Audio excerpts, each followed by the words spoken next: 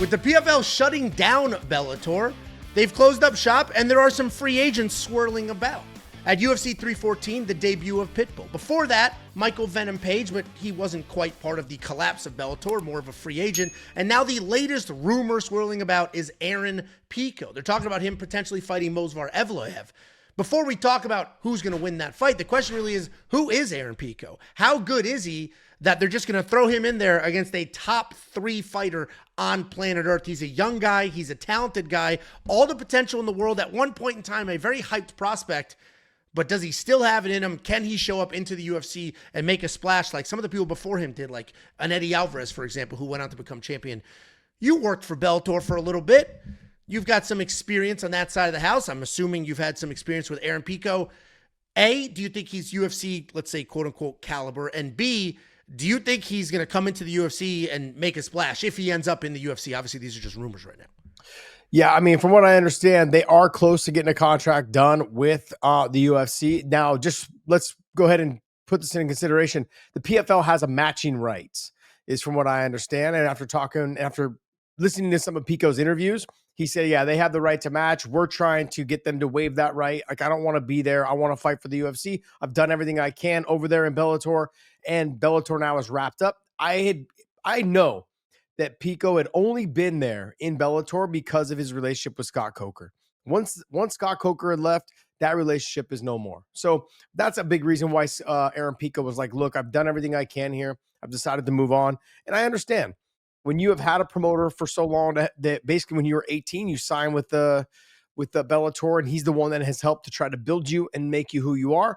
And Aaron Pico is one of those guys, an extremely loyal person and a fantastic young man. I've known Aaron since he was 16, 17 years old. And just a fantastic person.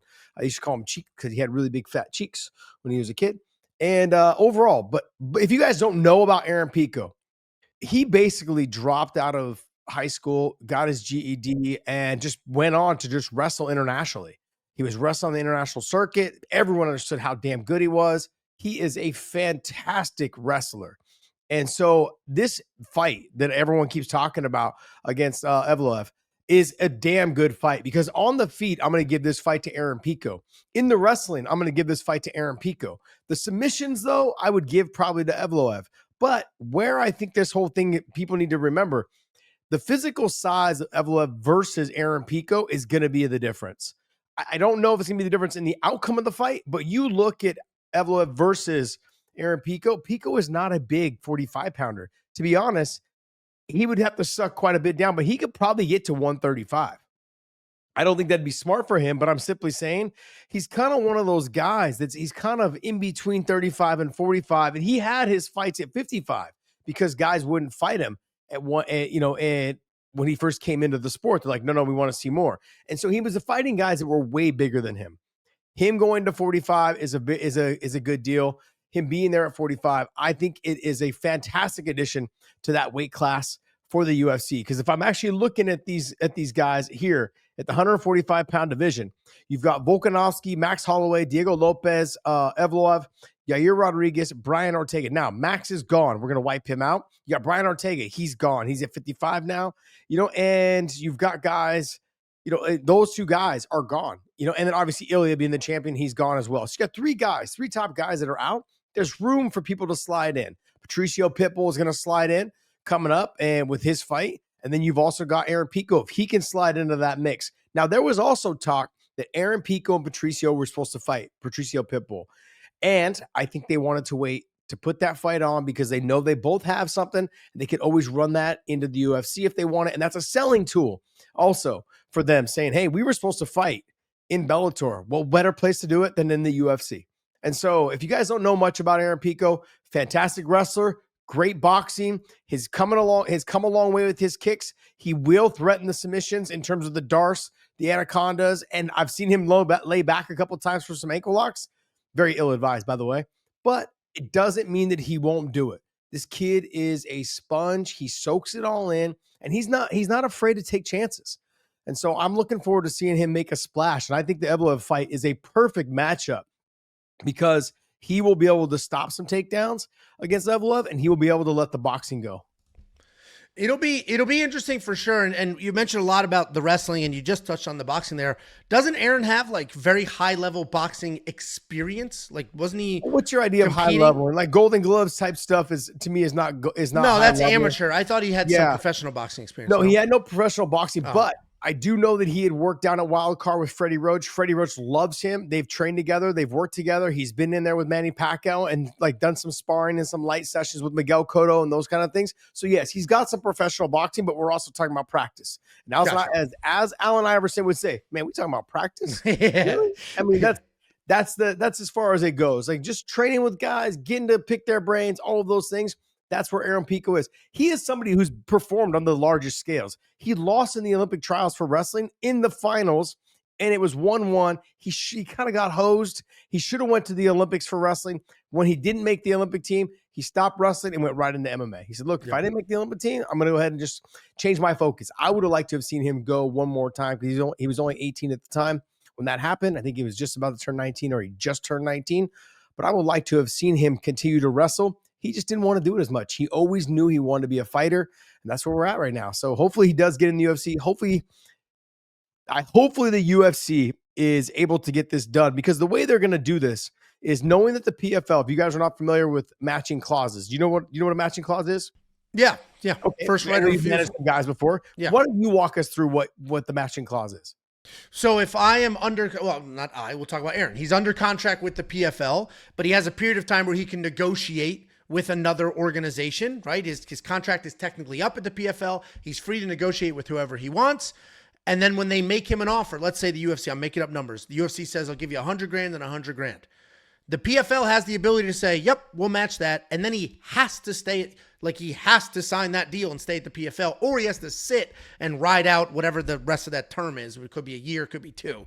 So the matching clause essentially says, whatever they offer you, if I want to take that deal, I can take that deal, and now you have to do that with me. So now the UFC has to play some game, and both sides are going to play a game because the UFC is going to offer him a deal, but they know the PFL could potentially match. So they want to offer something that's not really matchable, but they don't want to overpay. And the PFL is probably like, you know what, take him, but I'm going to make you pay for him. So it's like this real tricky, sloppy, annoying game if you're a guy just trying to make a living and go out there and do what you want to do before you're old. Yeah, so this is how this will work: is the UFC will offer him a deal that they know that the PFL cannot match. So they'll say, hey, we'll give you some pay-per-view numbers. We'll give you like 1 point or a half a point or a quarter point, or we'll give you a small percentage of your merchandise, whatever that merchandise is, Aaron Pico t-shirts, whatever it is.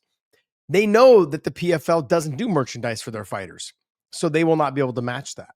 So if you can't match it 1 for 1, then that means that you can't match it. If you can't give him a half of a quarter or a half a percentage point on his numbers for pay-per-view because you don't do pay-per-views anymore, then that means you can't match it.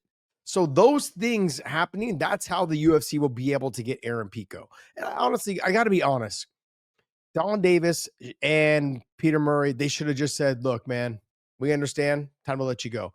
The reason why they didn't do that is because then every fighter would come to the table and say, hey, I want out.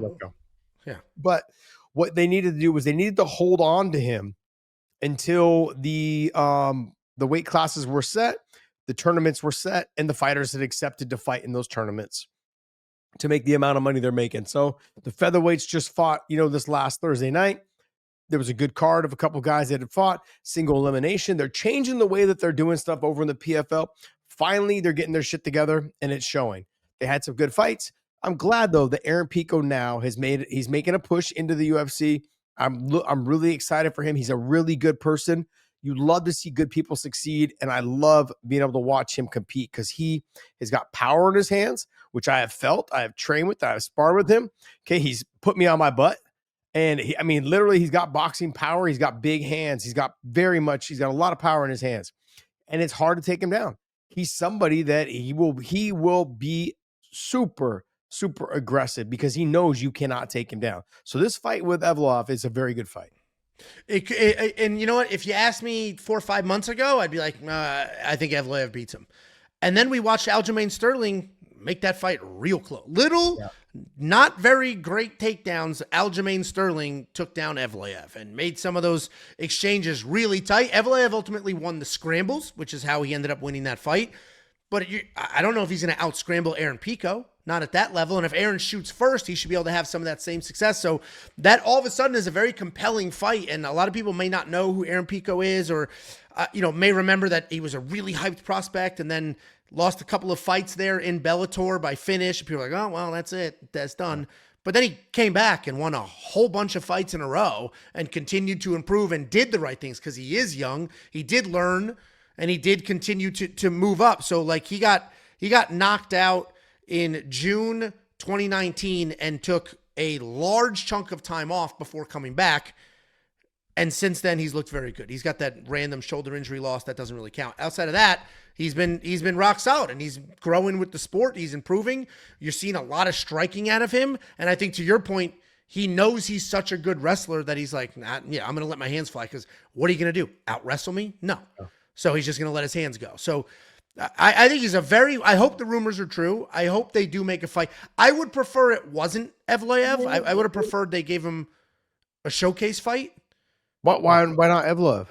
I prefer they give him. He does not like Evloev, and it's very, very clear. Yeah, they hate his guts. They don't like everybody's getting title shots except Evloev. So why not give him somebody that can out wrestle him so he's forced to stand, and then he has no choice but to basically make it a dogfight. And that's what they want to see. They want to see something out of him because he plays it safe the whole time. That's all he does. Yeah. Control, not trying to like get submissions, just trying to control you. They hate that shit. That's why John Fitch didn't get a title shot a while back. He had to work his way. John Fitch had 12, 13 fights in a row that he won. It was undeniable at that point. Yeah, they were like, look, you're killing all of our number one contenders, so we got to just Bilal. give you. Yeah, just and exactly like Bilal. So similar situation. Evloev is going to be doing the same thing, and Diego Lopes leapfrogged him because they're like, look, there's just no excitement in you. Yeah. You need to do something for us to give you this title shot. If you can take Aaron Pico down, if you can make this fight, Aaron Pico is going to make him fight. That's what's going to happen. He's going to make him fight to get takedowns, and he's going to have to stand and trade a little bit to get to those takedowns. So I think they know what they're doing. Why not bring somebody in who's undefeated in this many fights? I don't know how many fights it is. Probably like 7 or 8 fights. I think he's won in a row. Aaron Pico. It's 9 if you ignore the injury. I mean, the injury is an injury. Yeah. So the injury. He had a dislocated shoulder in the first round against Jeremy Kennedy. Very unfortunate. He tried to pop it back into place in the second round, in between rounds. Couldn't get it to go back in. Literally, the doctors came in and like, you can't fight. He's like, no, I can fight. He was going to try to fight Jeremy Kennedy with one arm. And he's like, no, I can fight. And they're like, no, we're done. You're done. Yeah. So, but overall, I think if they're looking to get Evloev a loss, it's a good fight for the UFC to say, look, we're going to get something out of him. He's going to make you fight a dog fight. Maybe we'll see something out of you that makes us want to give you a title shot. And if we don't, then, we're just going to keep fucking hamstringing you is what we're going to do. The only reason I agree with that, I'm sure that's why they would consider that matchup. I just feel like Aaron Pico can be a big deal. So why not go the Bo Nickel route? Give him some winnable fights. You know what I mean? Like set him up, let him beat a bunch of people up. Then he's going right from not UFC to number 3 guy in the world. Like that. That's the only reason it's like, maybe let him beat the shit out of somebody a little lower on the totem pole. Yeah, but let's listen. Like Max is gone, and who else? Brian Ortega is gone. And you've got Patricio coming in, and you've got Aaron Pico coming in. I mean, I'm just glad that they're not like. There's guys in here that I would say don't give him those guys. Like with Aaron Pico, I would say, like I know that Yair Rodriguez is already fighting Patricio. That's a fight I don't look at that as being a good fight for Aaron Pico. Just the speed, how much he kicks, those kind of things, not a good fight for him. The Aljamain Sterling fight is also a very dangerous fight for him, because Alger's the guy just keeps chasing after you, Now, Aaron Pico's fitness is some of the best in the game, but watching Aaron Pico fight someone like an Arnold Allen would be a fun fight, man. The two of them getting after it, the size of Arnold Allen, and then possibly like even a Volkanovski to me would be a great fight. I'd like to see a Youssef Zalal fight would be a good fight. The Bryce Mitchell one is just fun and entertaining, but I think that Aaron's able to get him out of there. But I mean, there's guys in there, man. The Dan Ige fight to me, I know they wouldn't fight because they have the same manager, but that to me is a very fun fight because they're both going to stand and trade. Yeah. And they're just fun. They're just both just great guys too, but they're also great fighters. I love watching them fight. So there's fights in there for fun fights, and there's fights in there to get him to the title shot. And they look, meeting with Aaron Pico, whether it's Hunter Campbell, Mick Maynard, they've met with him, they've talked, they haven't met with him, but they've talked, and we've seen him in passing, in terms of at organizations, whatever it is, at events. Aaron is a fantastic human being. So how do you not like him, and how do you not try to get him to a title shot? And I think he's only 29 years old, 28 years old, something like that. 28, yeah, I just looked 28. It up. Yeah, so he's young. They're like, let's get this guy to the title. Let's get him a couple, wins. Let's get him up there. Normally, the UFC gives you the worst possible fight you can have when you're coming from another organization. They like Aaron Pico. It's clear as day. We're giving you the guy we want you to fucking beat so we can get him out of our life. That's how much we like you. You beat this guy, you're getting the next title shot. That's exactly what it is. You're the guy that's next in line. You beat this guy for us. Do us a solid. Get him out of here. It should be. I hope the rumors are true. I hope they ink that deal. It should be fun. I think the UFC does need a little bit of juice. You and I filmed a video here a couple weeks ago, a month ago, whatever it was, about the UFC superstar problem. So let's inject some juice. Let's add some people to the mix and just see how these things unfold, see where we end up. Let's add some new faces. We keep seeing the same 38-year-olds fight each other. So here's a couple of young, exciting 28-year-olds and let them mix it up. I'm telling you, man, look, they don't need to buy an organization again. Like the first time they got a lot of juice was from the Ultimate Fighter. Then it was the next time was Pride, when they bought Pride. The next time was when they bought Strikeforce. And then the last time is when Conor McGregor came in. Those are all the times that they've had some juice pushed into them where the numbers exploded, right? Right now, they don't need to buy the PFL. They don't need to buy Bellator. They need to inject one or two good fighters in almost every weight class, except for 135. I mean, even though there is Patchy Mix there, I'd love to see that guy injected in there. Danny Sabatello, who's just a talking mouthpiece. Love to see him in there too. Rafian Stotts, another guy, great on the mic. Guys that have some energy that they could bring in there, right? They've got a little bit of that swagger that they come in with. That'd be fun to watch. Some guys that, Yaroslav Amosov at 170, to me, I know he's a wrestler. I know he's got good striking, but he's just someone that, to me, will make it very difficult for all those guys at 170 and will make fun fights.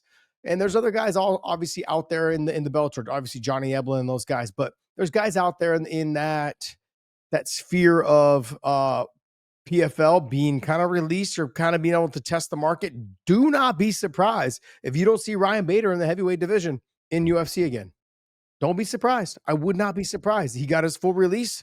He is now a free agent. I know he's taking phone calls and they're figuring it out, but don't be surprised if you don't see him in the UFC. Think about it, right? All the guys in the heavyweight division right now in the UFC, they need that shot in the arm. Who's going to come? A guy that can wrestle, a guy who likes to stand, a guy who can get the fight to the ground and hit submissions. He's more of a hybrid heavyweight, walks around 240, 245. We're going to find out, man. But I think that's what the UFC needs. It's not a star problem. It's just the old dogs are not going away quietly. And I'm looking forward to seeing some newer guys come in and spruce it up a little bit for the UFC. Yeah, it should be a lot of fun. Let us know below if you knew who Aaron Pico was. And if you did, are you excited for him to come to the UFC and who you think his matchup should be if you don't think it's Evloev? Thanks for the watch. Like, subscribe, and do all of the things.